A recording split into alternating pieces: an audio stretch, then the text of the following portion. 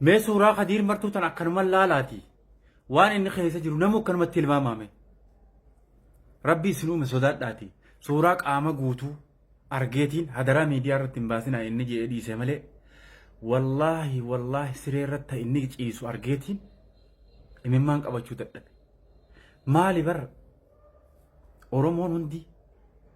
Khadiir Martuu irratti xiyyeeffachuu danda'uu qaba dirqama ammaan tana diyaaspooraan biyya hunda jirtan yaa achi naqabii yaa as naqabiin hin jiru ammaan tana gofindimiin banamuu danda'uu qaba yeroo gabaabaa keessatti haala Khadiir Martuun keessa jiru wallaahi osoo suuraa qaama guutuu na bira jirtu fidee gabbaase wallaahi isinuu imimmaan qabachuu hin dandeessa amma suuraan tun ta yeroo itti dawwalame bilbilaan dubbisanii qaama guutuu nama bira jiru suuraa guutuu gizee osoo rabbiin ijaan akkaan argate isin agarsiise wallaahi Khadiir Martuutiin jettan Khadiir Martuun haala hamaa keessa jira ilmi namaa hundinuu saatana waan isaarratti xiyyeeffachuu danda'u qaba sagalee jechaa ulu qofti bu'aan qabu waan godhamuu qabu qofarratti dalaguu danda'uu qabna Khadiir Martuu wal'aanamuu qaba wal'aanamuu qaba birrii wali guuramee Khadiir Martuudhaaf wanni guddaan godhamuu qaba godhamuu qaba waan wal figaalanii miti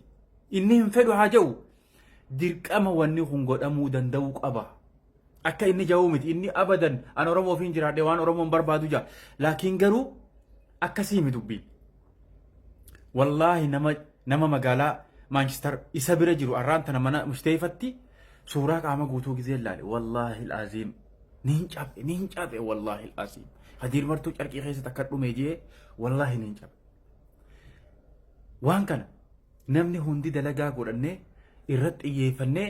waan Khadiir abbaan qabeenyaa kitaaba birrii miiliyoona kannuus sheeyni birrii warra waan itti miiliyoona kannuus dirqama namni kun nama Oromoo qabsaa'e nama akka namni sheeyinummaan anjuu kunu nagaa masgida salaatee galurraa nama qabsoo guddaa godherraa Khadiir Martuun nama hunda bira nama walqixaa nama hunda biratti gahee guddaa qabu Khadiir Martuu xiyyeeffannaan keenya diyaaspooraan guutuun wal mari'annee waan godhamuu qabu godhuu danda'uu qabna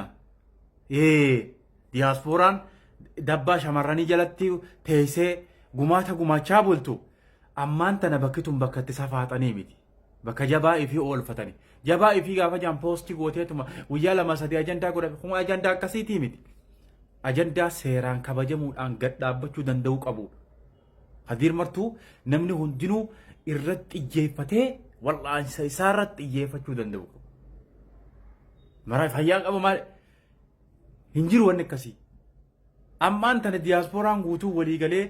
kabiyya Arabaa jiruu fi kabiyya keessa jiru guutuu walii galee goofandimee ajaa'ibaa bannee Khadiir Martuu waan isa fakkaatuun gad dhaabnee isa wal'aanuu danda'uun dirqama.